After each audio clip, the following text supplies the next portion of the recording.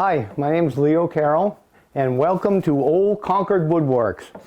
And today what we're going to do is we are going to go through the process of making these shaker boxes. Now, these things were really popular in the 1800s. They were made by a group called the Shakers, and they were a religious organization, and the things they were most noted for is that they were excellent craftspeople, and they designed and manufactured millions of these types of boxes. And it's not easy, but you can still find some today at antique stores and places like that. But the basic design is that you have a long piece of wood, and you steam it, and you bend it around a form, and then we drive nails into it, and we put some plugs on the top and the bottom of that, let it dry out, and then put a top and a bottom on, and we end up with these finished results. And these were quite popular. They can be made to fit inside each other, and they are the Tupperware of their day is what they turned out to be. So, having said that, let's get started on this. I'm going to clear these guys away, and I'm going to show you how we cut this up. So the Shakers would make these boxes, and the way they would do it is they'd find some wood, they'd cut a tree down, and then they would dimension it down to a smaller size, about this big. And then what they would do is run it through a bandsaw and cut it as thin as they can. And that's the challenge. So here's an example of one that I have cut through on my bandsaw. And if you look closely at this, you can see it's rippled. And the reason for that is, as you're driving this through the bandsaw, the saw blade goes back and forth. It's something that's really difficult to stop from happening. Once we get it down to a reasonable size, we then have to make it to the ultimate dimension. And the way we're going to do that is through this sander that I have right here. Now, how do we know the ultimate dimensions? Well, I've got a little cheat sheet here, but it's the standard sizes of these shaker oval wooden boxes, and today we're making a number 3, and it gives me all the dimensions. So I've got to get this band down to a thickness of between 68 and 78 thousandths of an inch. And we have a little measuring device here to do that. And the next step on this is to get this down to the 75 thousandths of an inch. So where are we starting here? We're starting at about 150 thousandths. So what we're going to do now is go over here and run this through our sanding machine till we get down to the right dimension.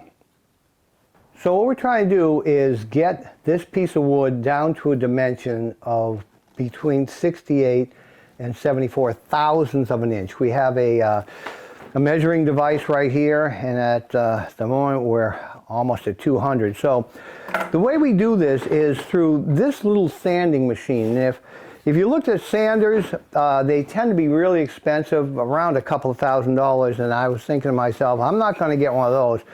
But I found this one, and it's made for people that make little ship's models, and they work in smaller dimensions. And that's the idea behind this. Well, it turns out perfect for me because it only has a 6-inch mouthpiece here, and I don't make anything bigger than that. So that's what we got here. I'm going to turn it on, and I'm going to show you how we do this. We run these through. You can hear them getting sanded off. Run through the other side. And then we adjust it up.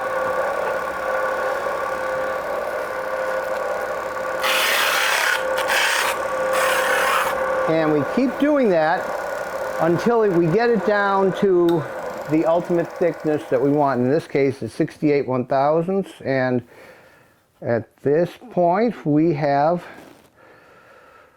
We are at 77, so I'm going to give it one more run through and we should be down to the dimensions we want.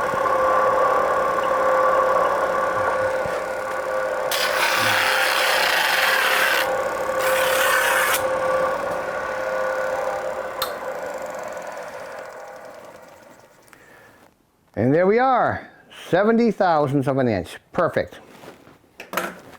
So now what we're going to do is we're going to cut the pieces of wood so that they have these fingers on the end of them. And we'll get to a better understanding of why we're doing that in a moment.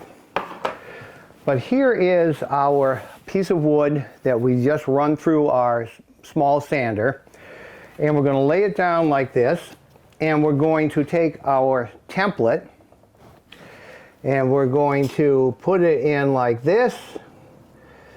And we're going to lay out how we're going to cut the fingers, and we're also going to lay out how we make the holes that we're going to drill that will ultimately have nails going through them. Okay? So now what we have is a piece here with the lines that we have to cut. And let's get a look at how we're going to do that. So we take a razor and we follow along the edge and we try to have a little bit of an angle, and we just cut these pieces following the lines as best we can. This is the challenge because you can easily cut yourself. So my suggestion is never put your hand here. Always pull it out like that. This guy should stabilize things but shouldn't be here trying to stop it. So we do this and we do it a number of times, and at some point we ultimately end up with this. This is the piece that has been dimensioned out, and the next step is to actually drill holes so that we can put nails through without splitting the wood. Now this wood is just so thin that if you didn't put these holes in and you drove your nails in, you'd split the pieces out. And I've done that a number of times. So next step is for us to go over to a drill press, or there's other ways of doing it, but let's go to the drill press and just bring it down and make these holes. So at this point we have the layout of where we're going to drill these holes. So I've got my drill press here, and I like using the drill press because it keeps everything consistent and straight. So we turn it on and we slowly drill these through. And the reason we're doing this is we're dealing with very thin wood and we don't want it to split when we drive nails through it.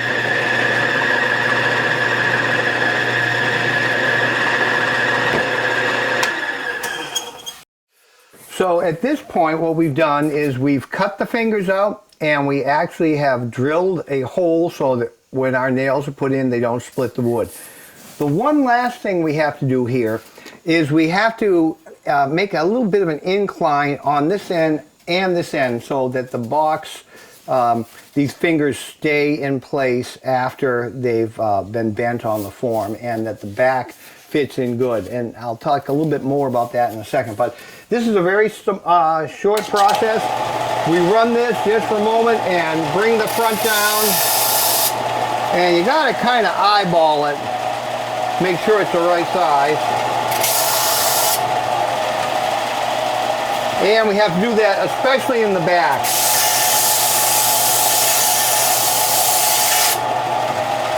Because otherwise the back will not sit flush.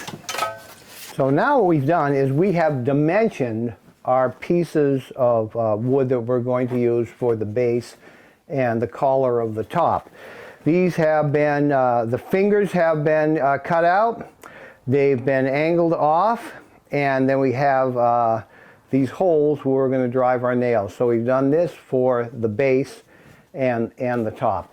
Now what we do is we take them and put them in water that has to be above 180 degrees, and we put it in here and give it at least 15 minutes so that the lignin, the wood can actually bend without breaking. So once you've loosened it up like that, you can bend it around a form, which we have right here, and then we quickly put a set of nails through to hold it into an oval dimension. And then once we have that done, we put a top and a bottom on and leave them overnight to dry out. Having completed that, then we put the top, we make a top and a bottom. Okay, as you can see, this is a cherry that I've got, and it's been in there for about an hour now, but it's the color of the water has changed dramatically. But what we're going to do now is we're going to take this bottom piece out, and we're going to run over to our anvil, and we're going to put it around the oval and move on to the next step. So at this point we have a piece of wood that's been heated up to the point where it can bend. Now we're going to go around this template like this. We're going to put this guy in about like this, and we're going to squeeze it as hard as we can. Just give me one moment here, because we want our nail holes to be lined up perfectly in the front, and that takes a little bit of moving back and forth. And we have a few minutes before this thing starts to harden up. So this is about where we want it. You can see the holes here, and it's lined up with the center of this form. So having said that, what I need to do is mark it off right here like this and like that. And then at this point we're going to move over to this anvil and drive the nails in. So here we go. That guy goes like this, and here's where you got to be careful, because you can rip these things pretty easily.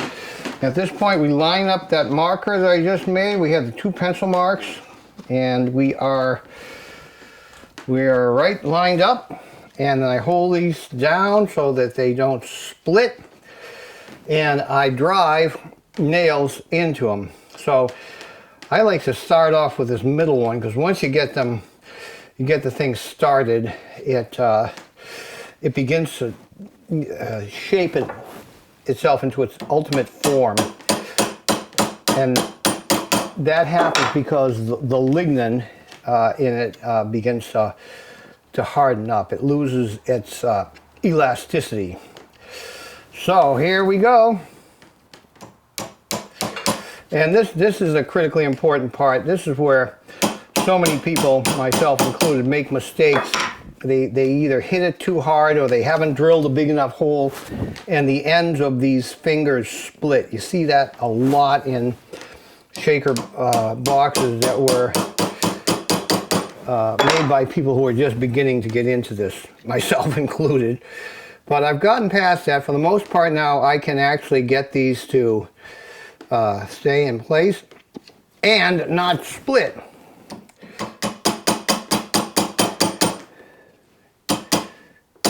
And then we go and put the last 4 in, and we go to our next step. So give me a couple of seconds here. 1.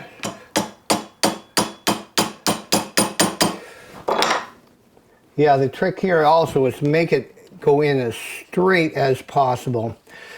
Otherwise the head gets bent over and it doesn't look good. It probably works sufficient enough to get by, but it just doesn't look good. So we seem to be doing okay on getting these in straight. And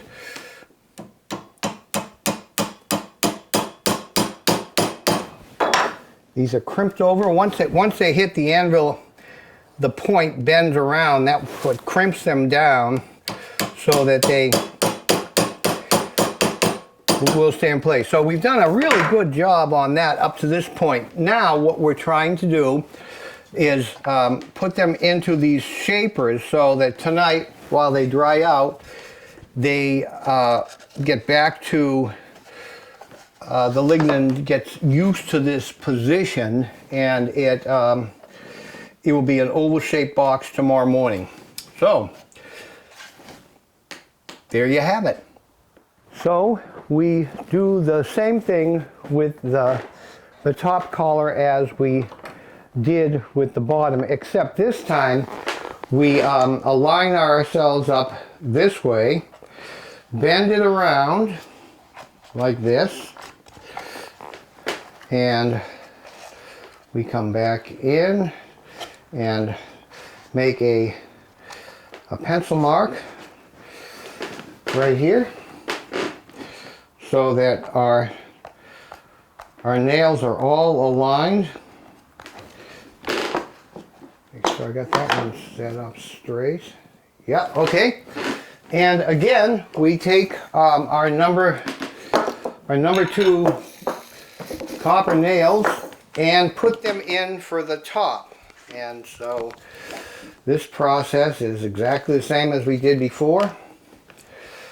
I start with the middle hole like this, trying to get it as straight as possible, and then drive it in.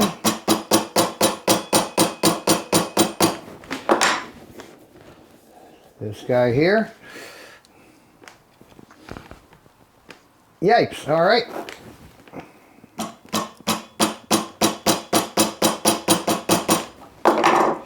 And then 2 more down here. And here we go. I'm actually very pleased. Nothing has split yet, and every single nail has gone in straight. And I shouldn't be talking about this because it's kind of like cursing a no-hitter in baseball. You don't want to say anything about it till it's done, but I'm pleased with what we've got up to this point. So this is great. They're all in straight, and now what we do is we put that over the top, and we let this thing dry out tonight, and tomorrow we will we'll finish putting the top and the bottom on them. So the pieces have had a chance to dry out overnight. We got the top and the bottom.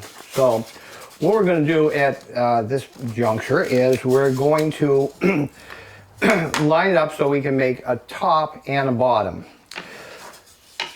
Inside this this piece, you can see where the end of the outer band is right here. That's where we're going to start to make our drawing. So we put it down and we draw this right here, and we go all the way around like this, and we have it now set up so that we can go to the bandsaw and cut this bottom piece out to fit in here.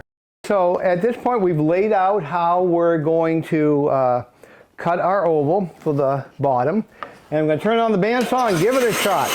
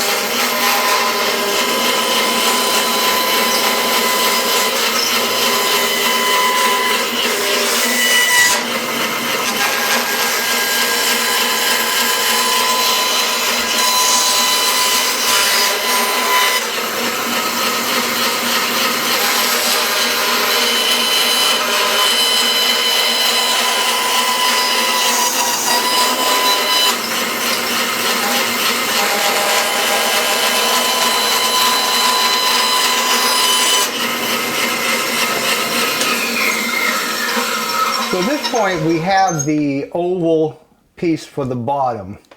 And I'm going to now show you what you do. To make this fit in, it's too big right now. To make it fit in, we want to dimension it so that it fits in like a cork. So we're going to get about a 2-degree angle cut on this on the sander, and we're going to go over and sand this, and then sure enough it'll fit if we follow right along the pencil line. So at this point what we're going to do is we're going to sand at an angle so that this bottom piece fits into the bottom of the box snugly. Takes a couple of go-arounds on this, and we're going to give it a shot right now.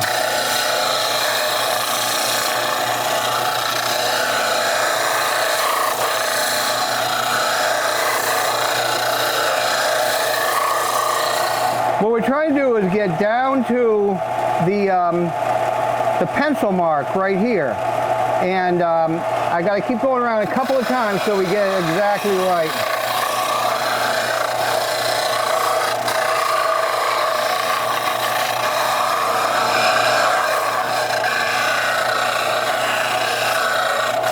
And the trick on this is that you want to cut out the pencil mark without going too far. So we still have a little bit left to go.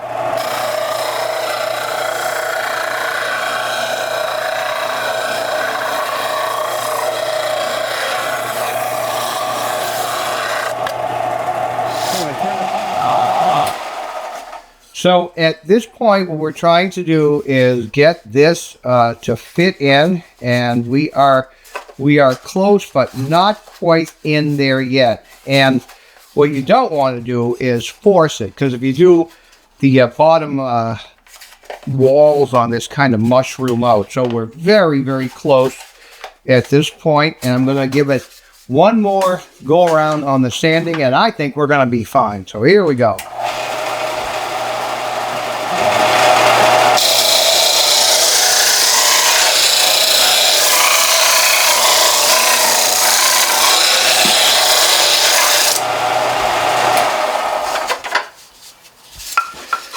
So, how do we look here, folks?